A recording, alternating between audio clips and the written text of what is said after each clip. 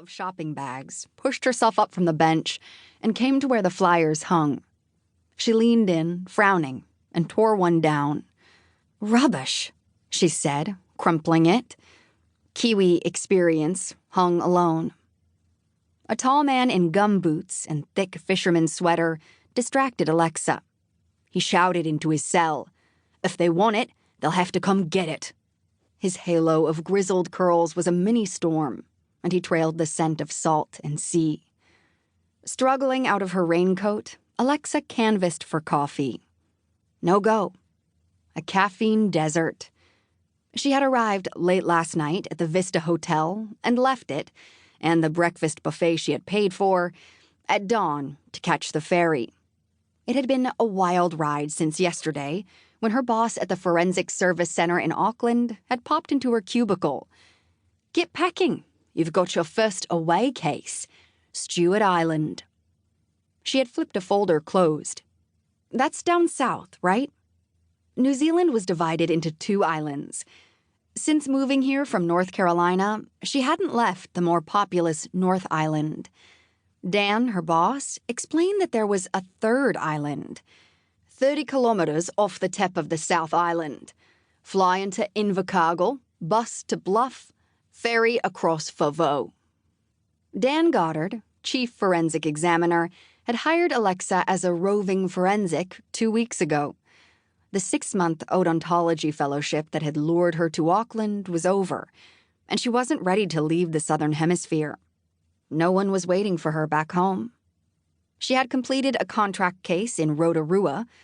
Detective Inspector Bruce Horn and his glacial eyes flashed in her mind, and then applied for a job at Forensic Service Center. Local police called FSC when they needed assistance, and she would travel to those places. "What's the case?" "Hikers discovered a decomposed body." Dan's eyes behind bookish glasses sparked with energy. "Any idea who it is?"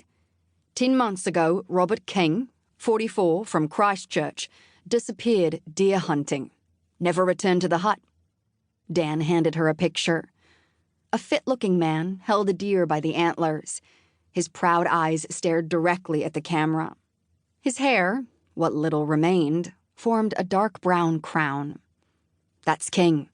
The 3 blokes he was with looked for hours, then called it in.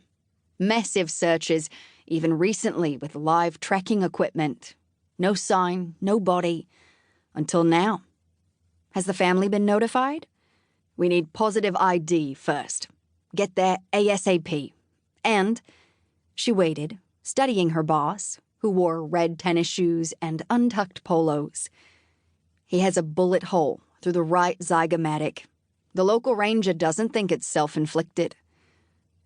Alexa fingered her cheekbone in the chilly waiting room. Out the window, the storm continued its vice grip on the harbor. Early December was the beginning of summer in the Southern Hemisphere, crazy as that was to an American. But the weather hadn't gotten the memo. She checked the time, almost 9. Sergeant Kipper Wallace of the Stewart Island Police Department was expecting her. First case of her new job, and she'd be late. Dentals would be the quickest way to identify the remains. She remembered what Professor McBride at the dental school had said. Forensic odontology has the potential to bring the forlorn to justice. Robert King awaited justice. She texted Sergeant Wallace, but the message bounced back undelivered.